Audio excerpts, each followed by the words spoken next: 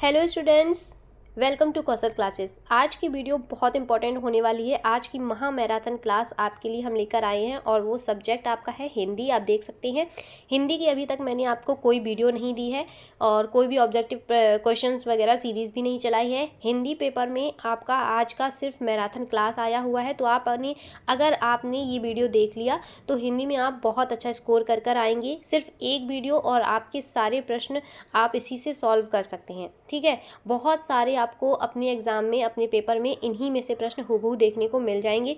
तो जितने भी अभी तक प्रीवियस ईयर के पेपर हुए हैं वो सारे पेपर मैंने लिए हुए हैं इस वीडियो में।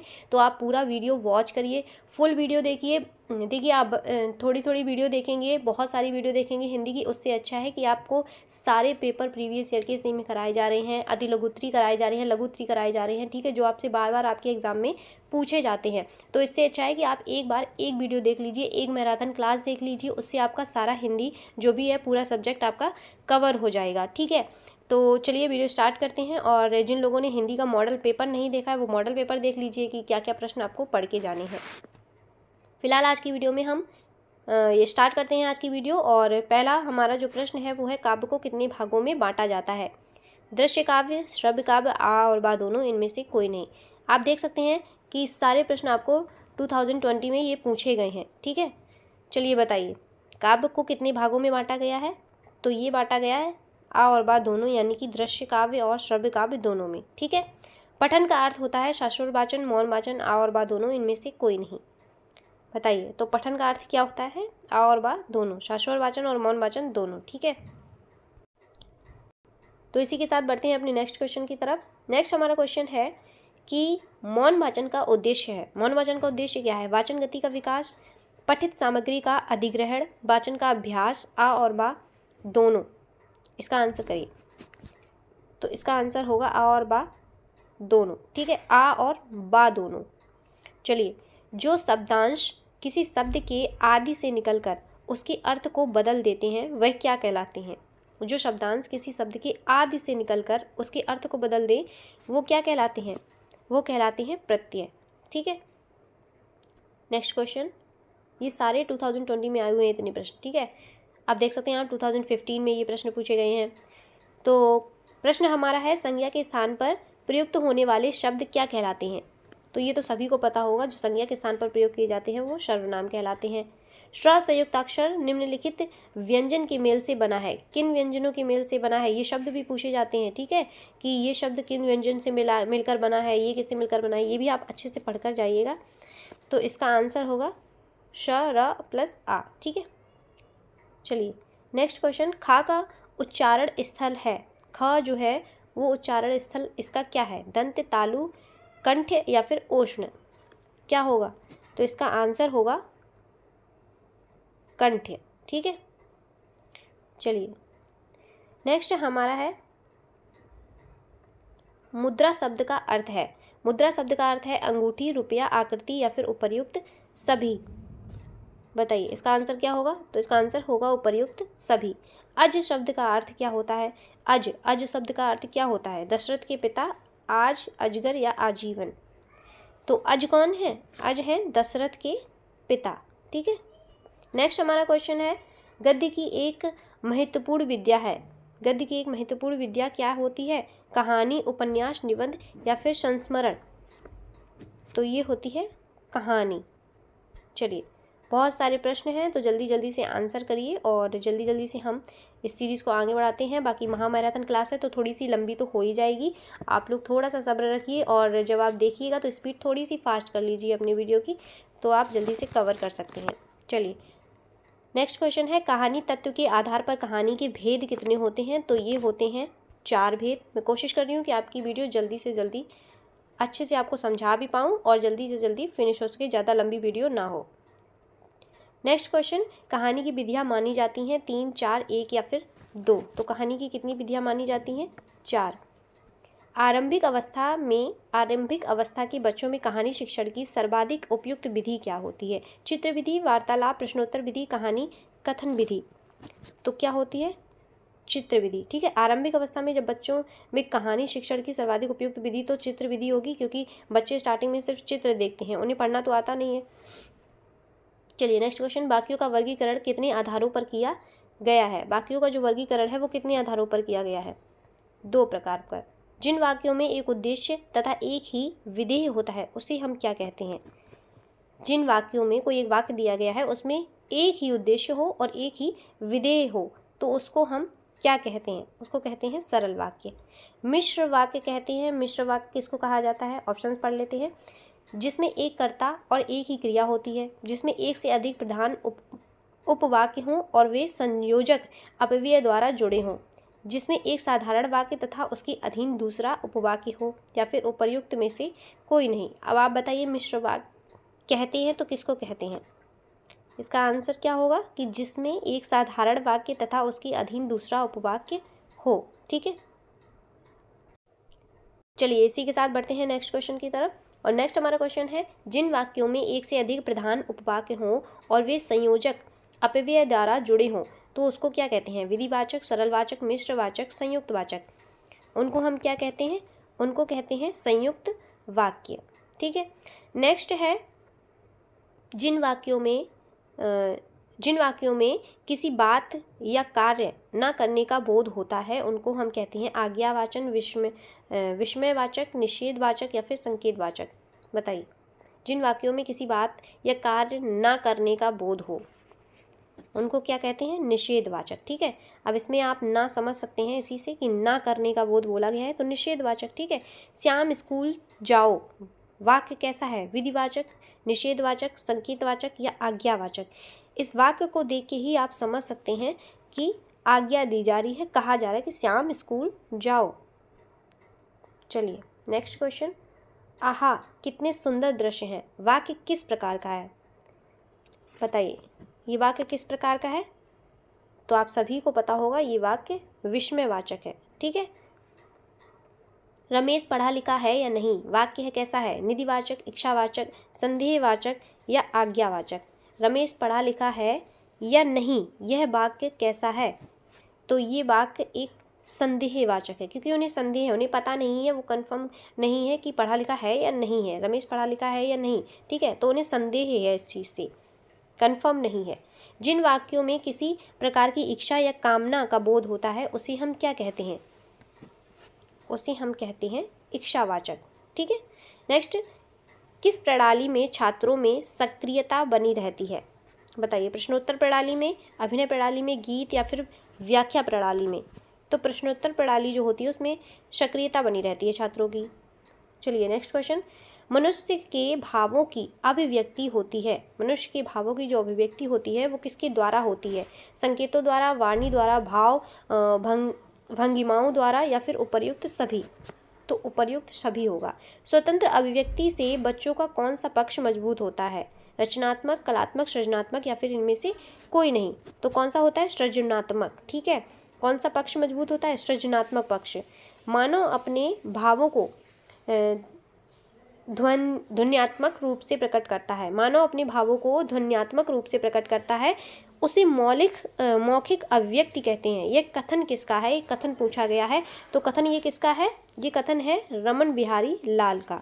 ठीक है, कथन किसका है? रमन बिहारी लाल का।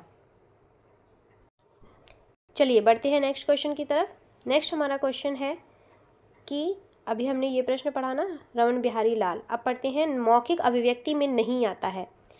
मौखिक अभिव्यक्ति में नहीं आता है, क्या नहीं आता है? वार्तालाप, भाषण, वाद विवाद, कविता, लेखन। तो मौखिक अभिव्यक्ति में कविता, लेखन नहीं आता है। ठीक है, अगर मौखिक पूछा गया है तो लेखन कहाँ से आ जाएगा? वार्तालाप आ जाएगी, हम बातें करेंगे तो मौखिक रूप से करेंगे ना, भाषण देंगे, वाद विवाद करेंगे। ठीक है, तो इसी से समझ लीजिए लेखन आया है, मतलब लिखना तो है नहीं मौखिक में।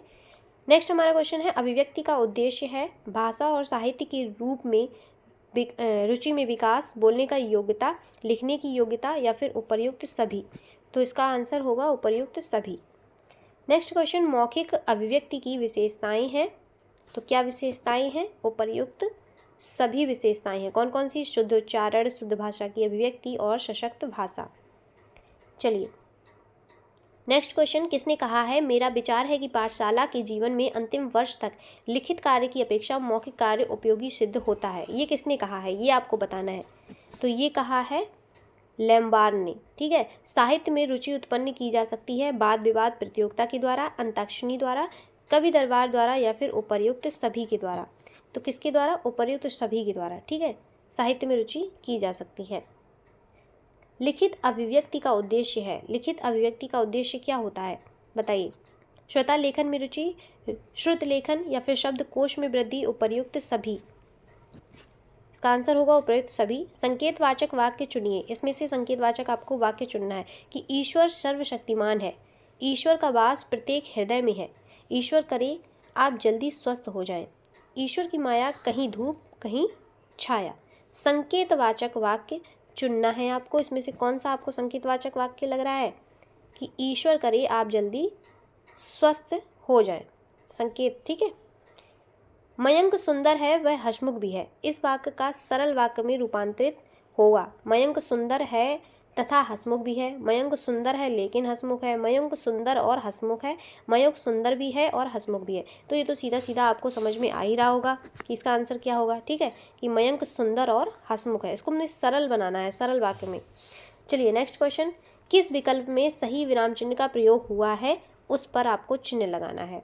ठीक है, नहीं यह मुझसे ना होगा, नहीं यह मुझसे ना होगा, नहीं यह मुझसे ना होगा, ये लिखा है और इसमें आपको, चलिए इसमें उत्तर दे दिया गया है तो कोई बात नहीं। इसका आंसर होगा नहीं यह मुझसे ना होगा, ये वाला। ठीक है, ये करेक्ट होगा। क्वेश्चन हमारा नेक्स्ट है, एक व्यक्ति से प्रश्न किए जाने पर उत्तर नहीं मिलता या गलत उत्तर मिलता है तो दूसरे से प्रश्न किए जाने पर वाक्यांश में कौन सा चिन्ह लगाया जाता है? प्रश्नवाचक, विस्मयवाचक या फिर पूर्ण विराम या अर्धविराम? बताइए कौन सा लगाया जाएगा? पूर्ण विराम का। ठीक है, किस विकल्प में विराम चिन्हों का सही प्रयोग हुआ है? इसमें से देखिए आप और ऑप्शन देखिए और किस में आप को सही लग रहा है वो आप बताइए। विराम चिन्हों का सही प्रयोग किस में किया गया है? तो ये किया गया है जीवन विश्व की संपत्ति है।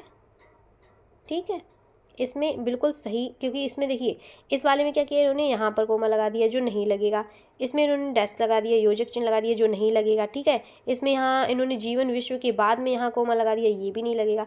अगर एक कोई सेंटेंस लिख रहे हैं, कोई डेफिनेशन लिख रहे हैं या फिर कोई किसी के बारे में एक वाक्य लिख रहे हैं तो उसको पूरा इन्वर्टेड कोमा में ऐसे बंद करना है। ठीक है, ये करेक्ट होता है।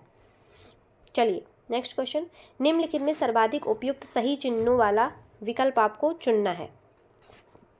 तो चिन्ह बहुत पूछे जाते हैं, ये आप पढ़ ही लिए होंगे अभी तक। अब तो एग्ज़ाम आपका पास ही आ गया 2 दिन में। जिन्होंने नहीं पढ़ा है वो पढ़ लीजिए जल्दी से फटाफट। चलिए, निम्नलिखित में सर्वाधिक उपयुक्त सही चिन्हों वाला विकल्प चुनिए, क्योंकि आपसे चिन्ह बहुत पूछे जाते हैं एग्जाम में। ठीक है, आप देख सकते हैं रिपीटेड क्वेश्चंस हैं और बहुत बार आपसे ये चिन्ह पूछे गए हैं। तो इसका आंसर क्या होगा? वह आए या ना आए, मैं अवश्य आऊँगा। नेक्स्ट क्वेश्चन, उपयुक्त में से कौन सा शब्द ई प्रत्यय से बना है? बताइए। हंसी, भूखा, मालिक या फिर हंसना, इसमें से कौन सा शब्द ऐसा है जो ई प्रत्यय से बना है? बताइए। तो क्या बना है? हंसी। ठीक है, क्योंकि इसमें तो भूखा आ रहा है। ठीक है, मालिक, हंसना, इसमें भी नहीं, हंसी में ई आ रहा है। अब प्रत्यय क्या होता है? जो शब्द के पीछे, ठीक है, पीछे वाले को हम प्रत्यय कहते हैं, और शब्द के जो आगे होता है जब हम उसका विच्छेद करते हैं तो उसको हम क्या कहते हैं? उपसर्ग। ठीक है, चलिए, महिमा शब्द जो है वो किस प्रत्यय के संयोजन से बना है? अब हमें प्रत्यय बताना तो हमें पीछे का देखना है, ये चीज़ याद रखिएगा। ठीक है, चलिए बताइए किससे बना है? महिमा। तो ये बना है द, ईमा से। ठीक है, आपका भविष्य उज्जवल हो, ये वाक्य कैसा है? इच्छावाचक, आज्ञावाचक, विधिवाचक या संकेतवाचक? तो ये इच्छावाचक, उनकी इच्छा है, उन्होंने आपसे बोला है ऐसा कि आपका भविष्य जो है वो उज्जवल हो। ठीक है, जो पढ़ेगा वही उत्तीर्ण होगा, यह वाक्य कैसा है? जो पढ़ेगा वही उत्तीर्ण होगा, ये संकेतवाचक है।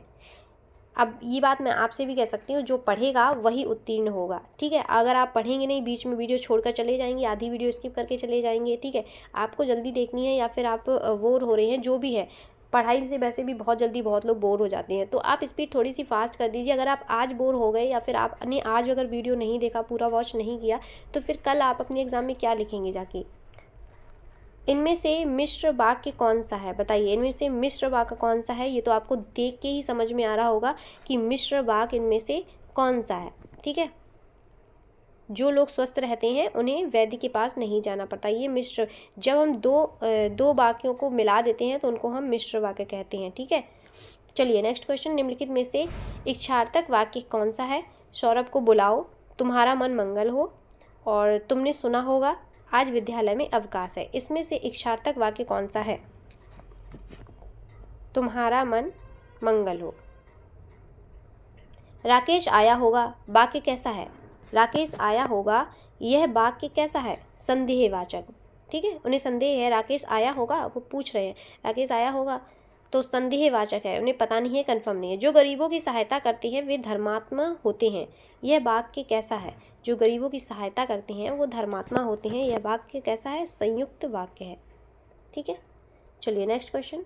मैं चाहता हूँ कि तुम्हारे साथ खेलूं, वाक्य किस कोटि का है। मैं चाहता हूं कि मैं तुम्हारे साथ खेलूं, यह वाक्य किस कोटि का है, तो ये वाक्य है मिश्र वाक्य। ठीक है, विस्मयवाचक वाक्य का चयन कीजिए। इसमें से आपको विस्मयवाचक वाक्य का चयन करना है कि कौन सा आपका विस्मयवाचक वाक्य है।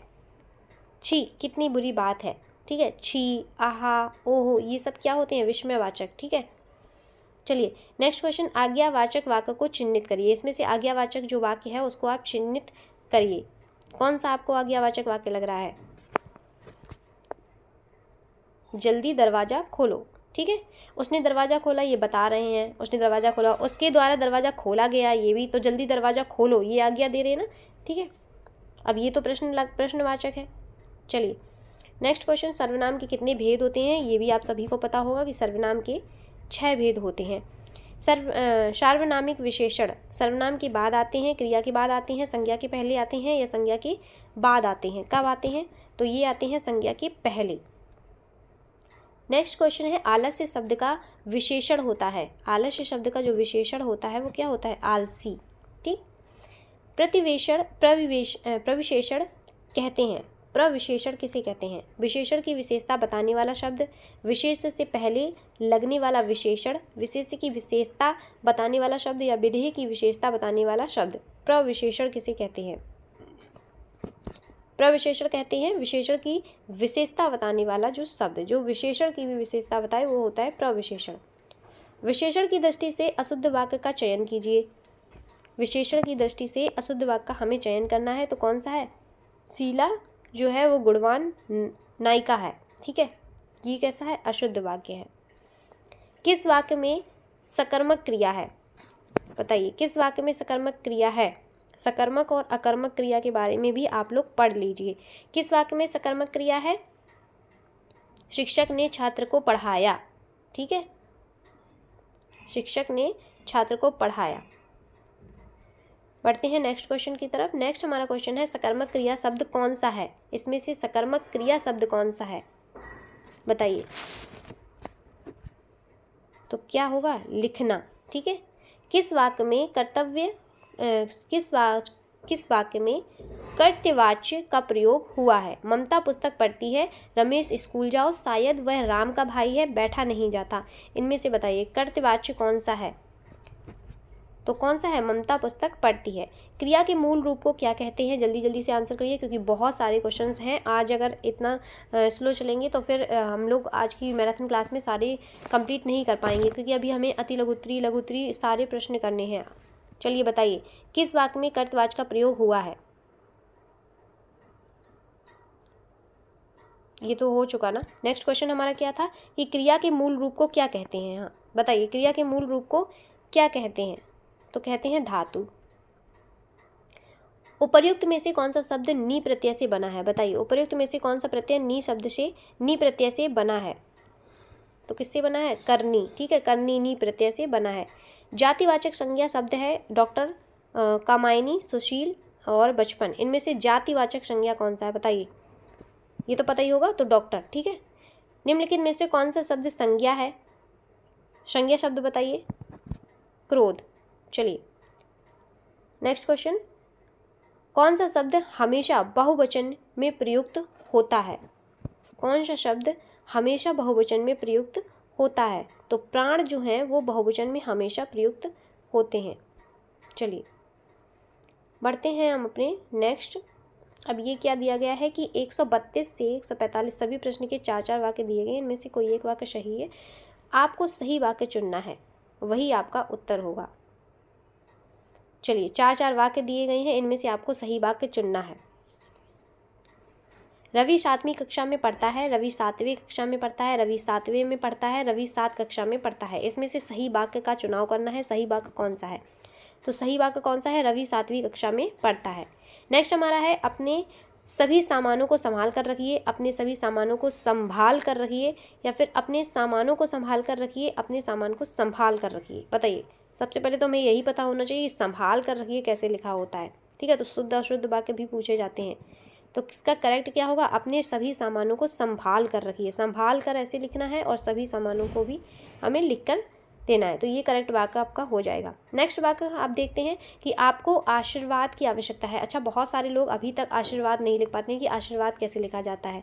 ठीक है, आशीर्वाद में बहुत सारे लोग यहाँ पर क्या करते हैं, यहाँ पर रा उड़ाते हैं। ठीक है, तो ऐसा नहीं होता है। क्या है? आपको आशीर्वाद की आवश्यकता है, आपका आशीर्वाद की आवश्यक की है। ठीक है, आपके आशीर्वाद आवश्यक है, आपका आशीर्वाद आवश्यक है। बताइए इसमें से करेक्ट क्या होगा? इसमें करेक्ट क्या होगा? आपका आशीर्वाद आवश्यक है। नेक्स्ट क्वेश्चन है कि ईश्वर की कृपा से सानंदित पहुंच गया। ईश्वर की कृपा से सानंद पहुंच गया, ईश्वर की कृपा से आनंदित पहुंच गया, ईश्वर की आनंदित कृपा से मैं पहुंच गया। तो इसका क्या होगा? इसका होगा ईश्वर की कृपा से सानंद पहुंच गया। चलिए नेक्स्ट पढ़ते हैं। उनके एक पुत्र है, उनको एक पुत्र है, उनका एक पुत्र है, उनकी एक पुत्र है। बताइए इसमें से करेक्ट क्या होगा? इसका करेक्ट क्या होगा? उनके एक पुत्र है। ठीक है, नेक्स्ट पढ़ लेते हैं। नेक्स्ट हमारा क्वेश्चन है कि उसने बुद्धिमानता का काम किया, उसने बुद्धिमानता का काम किया, उसने बुद्धिमाननीय का काम किया, उसने बुद्धिमानी का काम किया। ये तो सभी को पता होगा, तो इसका आंसर होगा उसने बुद्धिमानी का काम किया। ठीक है, नेक्स्ट हमारे पास है कि उसके पास जो कलम है वह हमारा है, उसके पास जो कलम है वह हमारा है, यह हमारा है, उसके पास जो कलम है सो हमारा है, उसके पास जो कलम है ये हमारा है। इसमें करेक्ट क्या होगा कि उसके पास जो कलम है वह हमारा है। चलिए बढ़ते हैं नेक्स्ट की तरफ। और ये आप 70 क्वेश्चन पढ़िए कि किसी के चरित्र पर कीचड़ नहीं उछालना चाहिए, किसी के चरित्र पर कीचड़ नहीं फैलाना चाहिए, कीचड़ नहीं डालना चाहिए, कीचड़ नहीं फेंकना चाहिए। तो क्या होगा इसका? इसका आंसर होगा कि किसी के चरित्र पर कीचड़ नहीं उछालना चाहिए। जीवन और साहित्य का घोर संबंध है, अपार संबंध है, घनिष्ठ संबंध है, या फिर गंभीर संबंध है। बताइए क्या आंसर होगा इसका? तो जीवन और साहित्य का घनिष्ठ संबंध है। नेक्स्ट क्वेश्चन, जो कुछ मेरा है वह सब आपका है, जो कुछ मेरा है सब आपका है। ठीक है, जो कुछ मेरी है सब आपकी है, या फिर जो कुछ मेरा है सब आपके हैं। उपरोक्त सभी अशुद्ध हैं। क्या होगा? इसका आंसर होगा जो कुछ मेरा है सब आपका है। चलिए बढ़ते हैं अपने नेक्स्ट क्वेश्चन की तरफ। और नेक्स्ट हमारा क्वेश्चन है कि प्रकृति की सुंदरताओं ने मेरा मन मोह लिया, मेरा मन मोहित हुआ, मेरा मन मोहित हुआ। प्रकृति की सुंदरताओं से मेरा मन मोहित हुआ, या फिर सुंदरता ने मेरा मन मोह लिया। इनमें से क्या करेक्ट होगा? तो प्रकृति की सुंदरता ने मेरा मन मोह लिया। ठीक है, नेक्स्ट क्वेश्चन है भ्रमर पुष्प के परागों को चूसता है। भ्रमर पुष्पों के परागों को चूसता है, पुष्प के पराग को चूसता है, या फिर भ्रमर पुष्प का पराग चूसता है। बताइए क्या होगा इसका आंसर? तो इसका आंसर होगा भ्रमर पुष्प का पराग चूसता है। चलिए नेक्स्ट क्वेश्चन, मैं ज्यों ही स्टेशन पहुंचा वैसे ही ट्रेन चली गई। त्यों ही ट्रेन चली गई, त्यों ही ट्रेन चली गई, मतलब ज्यों ही स्टेशन पहुंचा त्यों ही ट्रेन चली गई। ठीक है, मैं जैसे ही स्टेशन पहुंचा वैसे ही ट्रेन चली गई। अब बताइए कौन सा करेक्ट होगा? तो इसका करेक्ट होगा मैं जैसे ही स्टेशन पहुंचा त्यों ही ट्रेन चली गई। ठीक है, मैं ज्यों ही पहुंचा त्यों ही चली गई। अब यहाँ पर था ज्यों ही पहुंचा वैसे ही चली गई, तो ये इनकरेक्ट हो जाएगा। ठीक है, चलिए नेक्स्ट हमारा है लहराते खेत हरे भरे, हरे भरे लहराते खेत। और खेत हरे भरे लहराते या फिर हरे लहराते हुए खेत, इसका आंसर क्या होगा? हरे भरे लहराते खेत। चलिए नेक्स्ट क्वेश्चन है, मरकट का पर्यायवाची शब्द क्या होगा? मरकट का पर्यायवाची शब्द पानी, पुत्र, मित्र या फिर बंदर, तो इसका आंसर होगा बंदर। ठीक है, बंदर। निम्नलिखित में जातिवाचक संज्ञा कौन सी है? पुस्तक, ममता, अच्छाई या रमेश। इसमें जातिवाचक संज्ञा के बारे में हमें बताना है, तो ये होती है पुस्तक।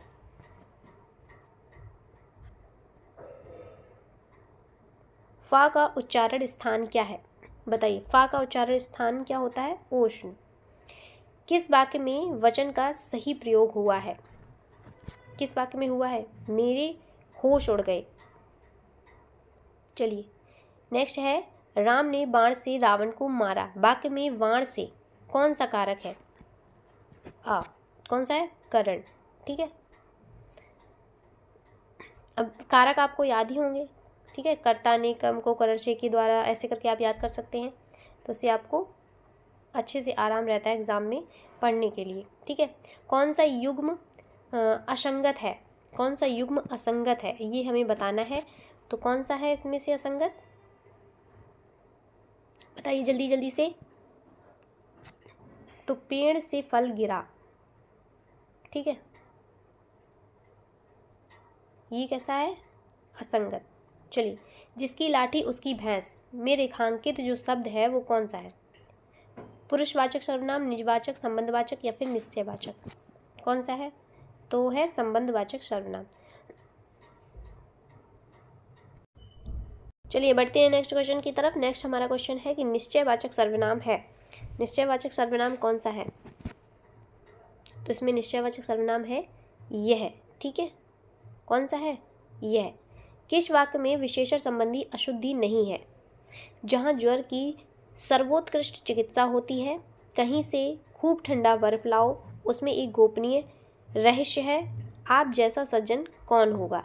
किस वाक्य में इसमें से विशेषण संबंधी अशुद्धि नहीं है, वो हमें बताना है कि कौन सा ऐसा है वाक्य।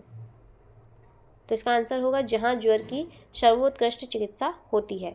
वाह वाह, फिर साइकिल चलाइए। वाक्य में वाह वाह शब्द क्या है?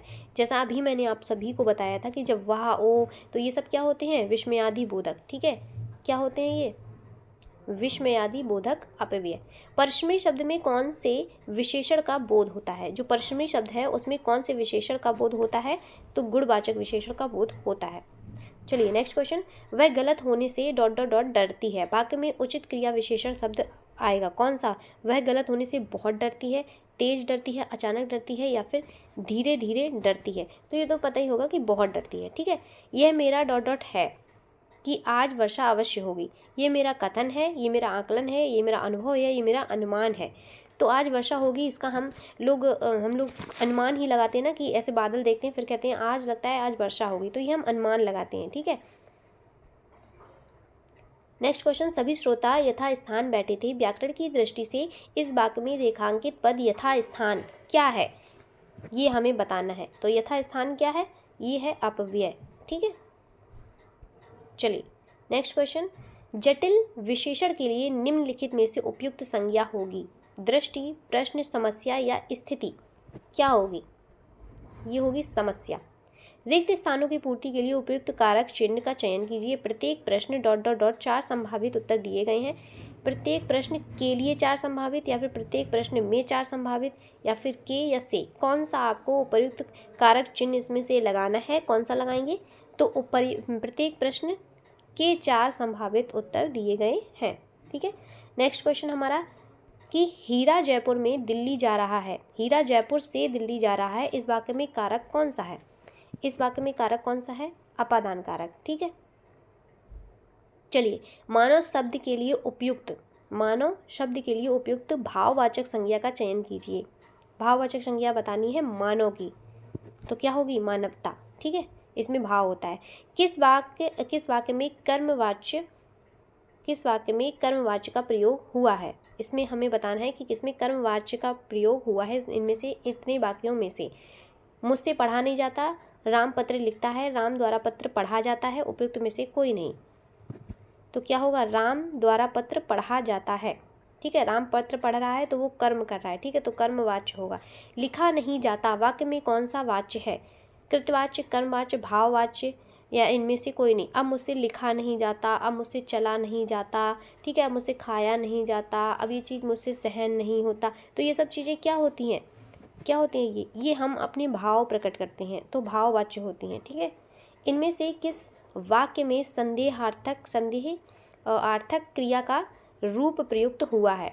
सदा सच बोलो, वह जाना चाहता है, तुम नहीं लिखोगे, तुमने अखबार पढ़ा होगा। बताइए क्या होगा? तुमने अखबार पढ़ा होगा, ठीक है। अनुकरणात्मक क्रिया नहीं है, कौन सी नहीं है? जल्दी से बताइए। झुठलाना, फड़फड़ाना, हिनहिनाना या मिमियाना, कौन सी नहीं है? तो झुठलाना। नेक्स्ट है भूतकाल के कितने भेद हैं? तो भूतकाल के कितने भेद होते हैं? 6 भेद होते हैं। श्याम ने गाना गाया होगा वाक्य में क्या प्रयुक्त हो रहा है? तो संदिग्ध भूत। चलिए नेक्स्ट क्वेश्चन, क्रिया के अर्थ में विशेषता प्रकट करने वाले अपव्यय को हम क्या कहते हैं? तो क्रिया विशेषण कहते हैं। कालवाचक क्रिया विशेषण क्या होता है? अब, ठीक है। चलिए जल्दी जल्दी से प्रश्न करते हैं। अब किधर गया, वह किधर गया, वाक्य में किधर शब्द जो है वो क्या है? तो क्या है? स्थानवाचक विशेषण, ठीक है। हम किधर गया, कहाँ गया, तो ये स्थान के बारे में पूछ रहे हैं ना। कौन सा शब्द क्रिया विशेषण है ये हमें बताना है। कौन सा शब्द क्रिया विशेषण है? धीरे धीरे, धीरे धीरे क्या है? क्रिया विशेषण। परिमाणवाचक क्रिया विशेषण अपव्यय है, कौन सा है? तो है अत्यंत। नेक्स्ट क्वेश्चन, अपूर्ण भूत का उदाहरण है। अपूर्ण भूत का उदाहरण क्या है इनमें से? आपका पुत्र मिल गया था, बालक सो रहा था, वर्षा हुई होगी, वर्षा हुई थी, क्या होगा? तो बालक सो रहा था। वाचन द्वारा अधिगम किस प्रकार प्राप्त की जा सकती है? सुनकर, स्वयं बोलकर, पढ़कर, उपयुक्त सभी। वाचन द्वारा अधिगम, ध्यान से पढ़िएगा कि वाचन द्वारा, ठीक है, वाचन द्वारा अधिगम किस प्रकार प्राप्त की जा सकती है? उपर्युक्त सभी के द्वारा। चलिए नेक्स्ट क्वेश्चन, वाचन की आवश्यकता होती है महापुरुषों की जानकारी तथा उनके विचारों को पढ़कर। अवकाश के क्षणों का सदुपयोग करने हेतु रचनाओं को पढ़कर व अन्य लोगों को सुनाकर, या फिर उपर्युक्त सभी। क्या होगा इसमें से? तो इसका आंसर होगा उपर्युक्त सभी। वाचन का महत्व क्या होता है? वाचन का महत्व क्या होता है बताइए। वाचन एकाकी हो सकता है, वाचन सामूहिक हो सकता है, या फिर अशिक्षित व्यक्तियों को वाचन द्वारा शिक्षित किया जा सकता है, या उपर्युक्त सभी। तो उपर्युक्त सभी ही होगा, ठीक है। नेक्स्ट क्वेश्चन की तरफ बढ़ते हैं, और नेक्स्ट हमारा क्वेश्चन है कि अनुकरण वाचन का उद्देश्य नहीं है। अनुकरण वाचन का उद्देश्य इनमें से क्या नहीं है? तो वो है लिखकर समझाना, ये अनुकरण वाचन का उद्देश्य नहीं है। अशुद्ध उच्चारण का कारण है। अशुद्ध उच्चारण का कारण क्या होता है? जीभ में कमी, तोतलापन, हकलाहट, या फिर आत्मविश्वास की कमी। क्या होता है? तोतलापन, ठीक है, अशुद्ध उच्चारण का कारण। व्यक्तिगत अनौपचारिक पत्र के समापन में किस शब्द का प्रयोग किया जाता है? बताइए। ये तो पता होगा, है ना, आपका आज्ञाकारी या स्नेहकांक्षी। चलिए नेक्स्ट क्वेश्चन, ठीक है, चलिए किसी कार्यालयीय पत्र को प्रारंभ करते समय किस आदर सूचक शब्द का प्रयोग किया जाता है? प्रिय महोदय, पूजनीय मित्रवर, मान्य महोदय। किसका करते हैं? तो करते हैं मान्य महोदय, ठीक है। निम्न विकल्पों में से सकर्मक क्रिया का चयन कीजिए। सकर्मक क्रिया कौन सी होती है इनमें से? तो तड़पाना। चलिए, हरि राम को पीट रहा है, इसमें रेखांकित शब्द का कारक कौन सा है? बताइए क्या होगा इसका? हरि राम को क्या है? को कौन सा कारक है? कर्म कारक, ठीक है। आपको याद रखना है कर्ता ने कर्म को, तो क्या आया? कर्म को किसमें आया? कर्म में, ठीक है। कर्ता ने कर्म को करर से के द्वारा, ऐसे याद रखिए। वह कौन सा शब्द है जो प्रायः बहुवचन से प्रयुक्त होता है? बताइए तो क्या होता है? प्राण। ये क्वेश्चन दोबारा से आया है, ठीक है। पूजा को नौकरी नहीं करनी है, रेखांकित में अंश में क्या है? कर्मवाचक, कर्तावाचक, कर्म तथा कर्ता, या संप्रदाय। उसको नौकरी नहीं करनी है, कर्म कारक, ठीक है। किस वाक्य में परिमाणवाचक विशेषण है? परिमाणवाचक विशेषण किसमें है? इस बार बारिश में बहुत ओले गिरे।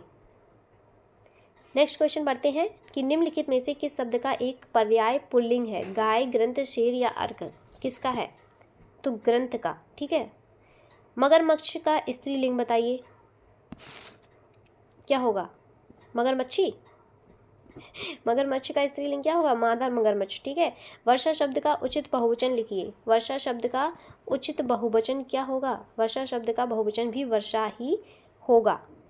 ये आम उसके लिए है। रेखांकित अंश बताइए इस वाक्य में कि अन्य पुरुष एक वचन संप्रदाय, मध्यम पुरुष बहुवचन संप्रदाय, उत्तम पुरुष एक वचन अपादान, मध्यम पुरुष एक वचन संप्रदाय। क्या होगा? तो इसका होगा अन्य पुरुष एक वचन संप्रदाय। नेक्स्ट पढ़ते हैं क्वेश्चन की तरफ कि उत्तम बहुवचन संबंध कारक है तुम्हारा, उसका, मेरा या हमारा। उत्तम बहुवचन संबंध कारक क्या होगा? हमारा। दा ध्वनि क्या है? दा ध्वनि, दा ध्वनि के बारे में बताइए। दंत। ठीक है। बेखौफ शब्द में वे उपसर्ग जुड़ा है, किसका? फारसी का। सत्य बोलने वाला वाक्यांश का एक शब्द होता है सत्यवादी। चलिए, मधुरता शब्द में प्रत्यय है। मधुरता शब्द में प्रत्यय क्या है? मधुरता शब्द में प्रत्यय है ता। ठीक है। प्रत्यय मैंने बताया ना, किसी भी शब्द के पीछे। इनमें से कौन सी ध्वनि अंतस्थ नहीं है?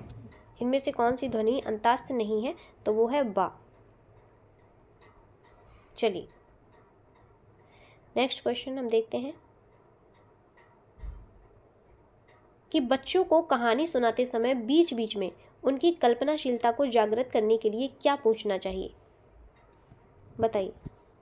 तो विकासात्मक प्रश्न जो है वो हमें पूछने चाहिए। नेक्स्ट क्वेश्चन, जो बहुत अधिक बोलता हो वाक्यांश के लिए प्रयुक्त होने वाला एक शब्द है, उसको हम क्या कहते हैं? वक्ता, सुवक्ता, वाचाल या नेता। जो बहुत बोलता हो उसको हम कहते हैं वाचाल। ठीक है। जागृत शब्द का विलोम, जागृत शब्द का विलोम बताइए। जागृत शब्द का विलोम क्या होता है? सुषुप्त। ठीक है। चलिए नेक्स्ट क्वेश्चन, ये सारे प्रश्न देख सकते हैं 2016 और 17 में आए हुए हैं। सजग शब्द का पर्याय नहीं है। सजग शब्द का पर्याय क्या नहीं है? तो पहरेदार। महाकवि शब्द में प्रयुक्त समास है। महाकवि जो शब्द है उसमें समास कौन सा है वो हमें बताना है। तो कर्मधारय समास है। रानी केतकी की कहानी के रचयिता कौन है? रानी केतकी की कहानी के जो रचयिता हैं वो हैं इंसाअल्लाह खां।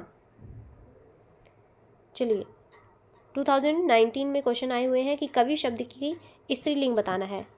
तो ये तो सभी को पता होगा कि कवयित्री। अब ये ध्यान रखिए कि ये वाला कवित्री होता है। ठीक है। ना ये होता है ना ये होता है, इसको आप लोग ध्यान में रखिए। बहुत बार ये क्वेश्चन पूछा गया है, देख सकते हैं 2017 में भी आया और 19 में भी आया है। चलो, व्याकरण में वचन का सही अर्थ क्या होता है? व्याकरण में वचन का सही अर्थ क्या होता है? संख्या। अच्छाई, मानवता, बचपन किस संज्ञा के उदाहरण हैं? तो ये है भाववाचक संज्ञा के उदाहरण। ठीक है। नेक्स्ट क्वेश्चन, कौन सा परिमाण बोधक विशेषण है? कौन सा परिमाण बोधक विशेषण है? थोड़ा।